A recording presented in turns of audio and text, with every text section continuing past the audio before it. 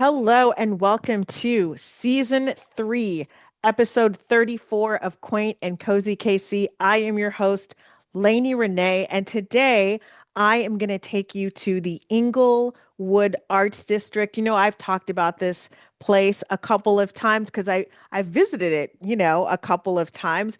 I went last year when I went to Vivilore for the first time, and it was kind of like in the evening, so a lot of it had was kind of closed when I went there. I think I went to Vivo around 6 or 7 o'clock. So things had kind of like, shut down. There was a Saturday night. But then I returned to go to the puppetry place where they do puppet shows. There's like a puppet museum there, the puppetry arts place. So I was there not too long ago. And then I was like, you know what? I want to see the Englewood Arts Center because I didn't have enough time that day to go. So I was like, okay, you know what? Let's do that. So I went to the Englewood Arts Center and I visited there and I love the space. They've got glass blowing classes there. They've got, and I believe that you have to I don't think they have walk-ins. I think you have to book it ahead of time. There's a gift shop there as well. Like when you walk in, it's very industrial. And then there's a floor, like the first floor, there's an like art there's an art exhibit, and then also there's like two other floors you can go to. So again, I was like, oh my gosh, this is kind of cool. And so I kind of explored. I probably spent about 45 minutes there just walking around, taking some pictures, doing like some videos. I do have them uploaded on my YouTube channel, Quaint and Cozy KC, and my TikTok channel. And then I haven't quite put them on my Instagram channel. Just if you follow me, like Instagram, I kind of do that last just because I don't really have a huge following on Instagram and most of the people find me on YouTube. So, on when it comes to my Instagram stuff, like you'll get some of the things, but you might not get the full on range of videos. That's kind of like my express posting place. And same with Facebook, because I get more traction on YouTube and TikTok. Okay. So, one of the things I really appreciate is that now at the time when I was walking in, they didn't have any classes upstairs going on. So, what I would tell people to do, and I'll also put this in the show notes, is I would go to the Englewood Arts website. And again, I'll put that in the show notes. So, it's englewoodart.art. I love that. And their website for more information. And they're going to talk to you, they'll show you kind of like their hours. They're open from like 11 a.m. to 3 p.m. on Saturdays. And then I think Wednesday through Friday, they're 11 a.m. to 4 p.m. So it's kind of, and then Sunday through Tuesday, it's like open by appointment. So it's one of those places because it is located kind of in the heart of the arts district, like within walking distance, like next door is Vivilore. And I know that they are open I think they're open for lunch on Saturdays. And then I believe they're open for dinner, during the week as well. But, it's kind of like a limited thing because, Inglewood Art Center is only open, it's like a very, certain hours of the day, but they do have lunch there at Viva Laura. So you could like maybe hop over there for a quick lunch and then go to, the Inglewood Arts Center or, go there for like an early dinner or something like that.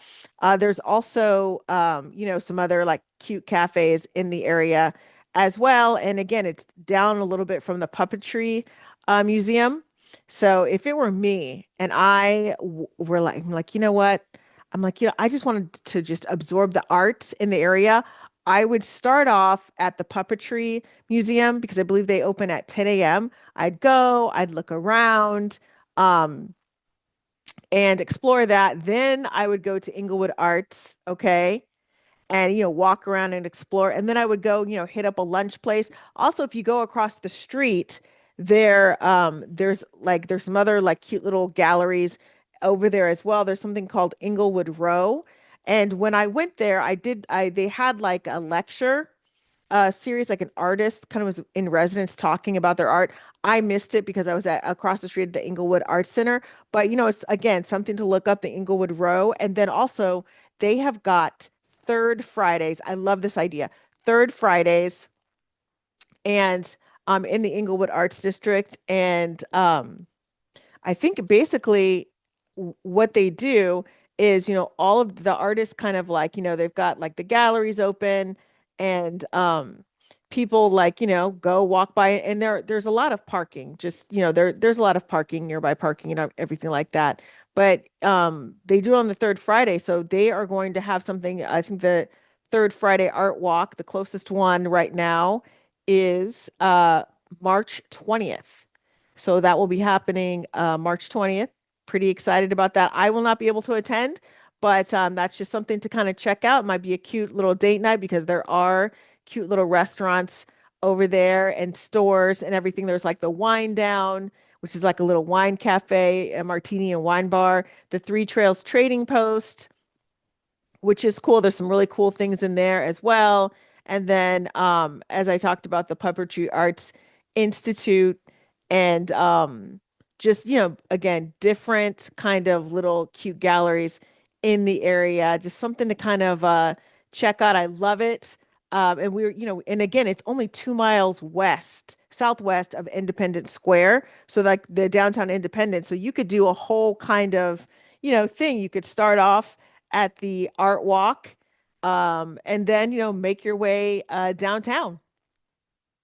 You can do that as well, or if you were couldn't make that art walk, the third Friday art walk, um, you could do something on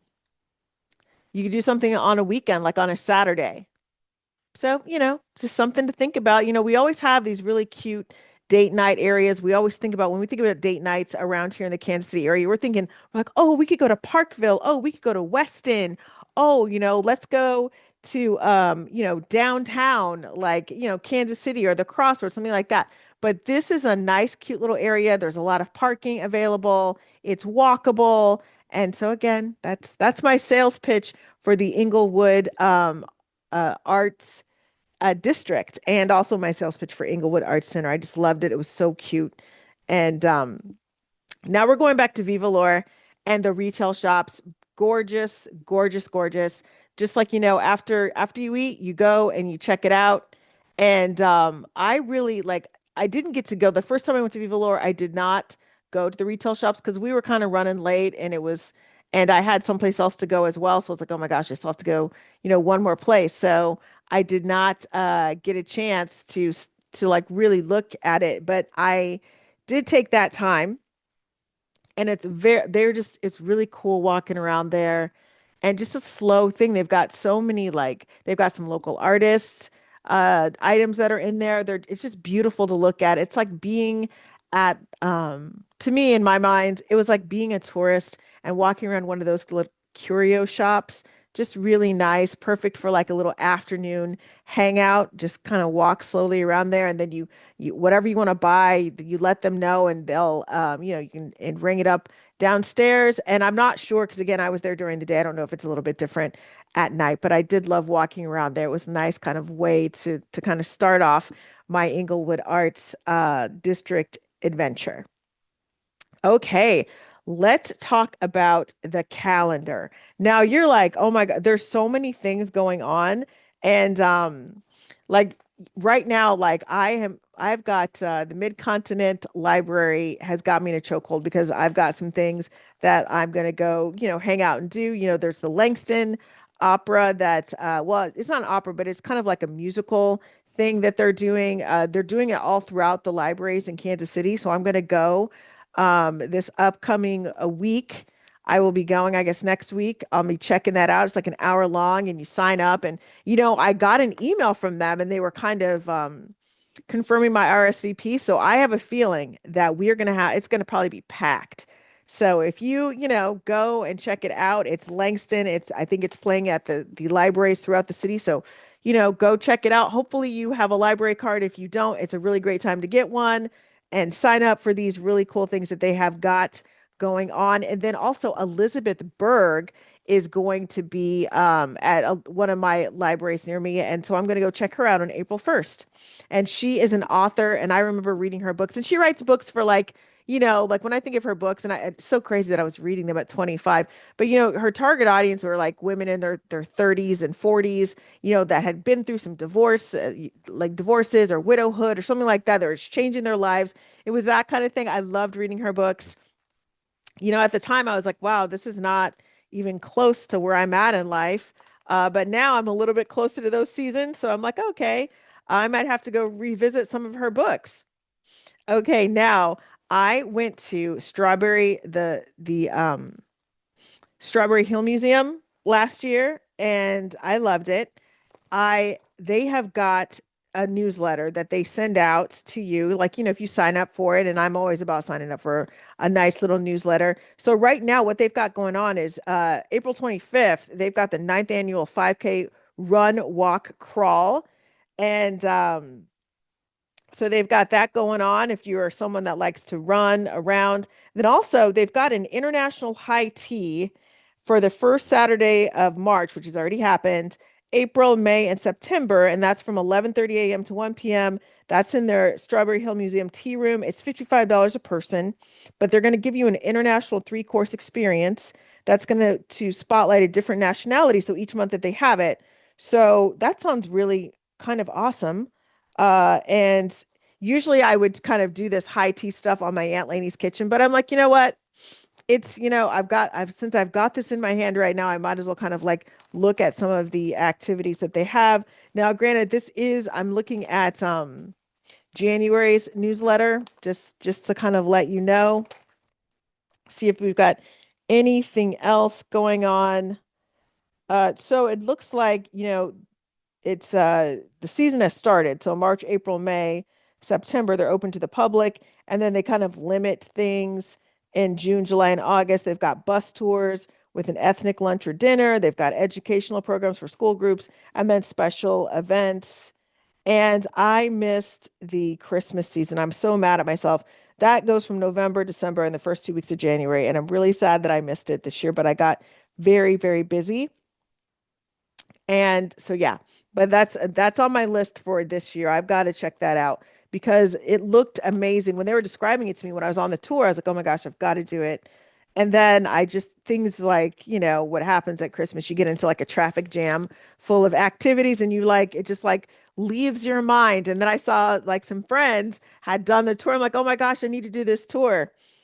So yeah, it just kind of slipped away from me. Next, I have got let's see here, Kansas Country Living. Now, this is for this is like the February, I think is this is the February issue. So let's see what we've got going on here. Because what I love about some of these kind of industrial publications is that they're really trying to add a little bit of some activities in here.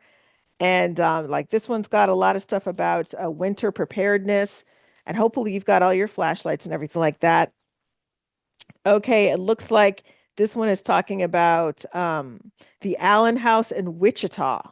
So I think you can tour the home there. Now this is Wichita, so this is beyond Kansas City. But again, sometimes I travel outside of Kansas City as well, so that might be something to add on my list. I do want to, maybe hit up Wichita, maybe in the summertime or early fall.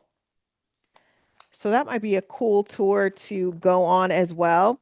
Now, it's funny because like I kind of prefer, even though, we are doing a lot of things with, the internet calendars and stuff, I do admit sometimes it's really good to be able to kind of touch, paper and to, be able to flip through things and, mark on things. I kind of like it. It kind of feels vintage, but I do understand that, these days it's like we're in the digital age. So we're probably not going to go back to, full-time publications. And I totally understand the reasons why, but I still, miss like my little pen and circling like, the ads or circling the events, the calendar events that I want to check out. Now, let's talk about comfort shows. So one of the comfort shows that I have right now, The Puzzle Lady. I have been watching The Puzzle Lady on PBS, the streaming app, because again, I really support PBS. I'm a teacher's kid through and through. My parents are both kind of educators. And so, I grew up watching PBS in the 70s and 80s, and I really appreciate it. And so they've got things where you can, pay 5, 10, $20 a month for their streaming. app, and so I do that, and I like, I like to watch mysteries and all that stuff. And so the Puzzle Lady is the latest one that I've been watching now. It only has 6 parts, and if you know PBS, you know that what they tend to do is a lot of their shows have 2 parts. So it's got 6 parts, which is like altogether like three, different stories. But I love it. I was surprised. It came out in February, and I was really surprised that I liked it as much as I did. I'm like, okay, it looks like fun. And so basically there's a woman, and she's a lady of a certain age, an auntie of a certain age. And she moves to a town called, or a village called Bakerberry, which sounds so super cozy and cute. And she is like, an expert on crossword puzzles. So, and she moves there with her niece, who is kind of like, as trying to like have a fresh start as well. And she turns into like this very at first very unwitting sleuth, right? And then she really gets into it by like the second episode, she's into it. Like she is like, really into solving these crimes and stuff. And sometimes she can use some unorthodox methods, although they are very, very effective, but they're a little unorthodox. So this is a PBS show, and it's pretty, tame, but it's a little, but there are some parts that are a little bit on, I don't want to say raunchy, it's not raunchy, but it's a little spicy, for a PBS show. So just kind of keep that in mind. But it's all in good fun. It's kind of like tongue in cheek kind of thing. I don't think it's something that I would have like a 5 or 6 year old watch, but I feel like if you're with like a middle schooler, that totally works. You would totally be fine. Having them watch that but like that's what I'm kind of thinking. My auntie perspective is like, middle schooler could probably be okay with that, but younger than that, they might not kind of understand everything that's going on. But it is really, really funny. Okay. Thank you so much. It's a very short podcast today because you know what? We've got a lot going on in the world, and I'm just here for these short little bursts of quaint and coziness. And so you can find me at quaintandcozykc.com. And of course, you can follow me on YouTube, TikTok, Instagram, and Facebook under Quaint and Cozy KC. And I'm going to be expanding more. I know, like I've written it down. I know there are threads. Someone said threads and Substack. I should be kind of like expanding to, and I do have plans to do that. Right now, like my big kind of project is I'm uploading my old podcast episodes to YouTube to kind of like, because I've got people on there on YouTube that, it's small but mighty.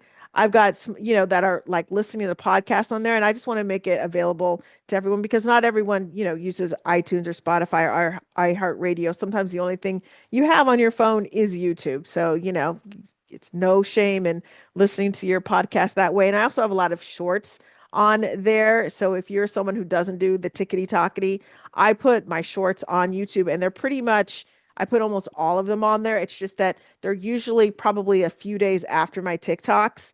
But yeah, follow my shorts and you can kind of see, where my adventures are taking me. And on that note, thank you so much for joining me. And I will talk to you soon. Take care.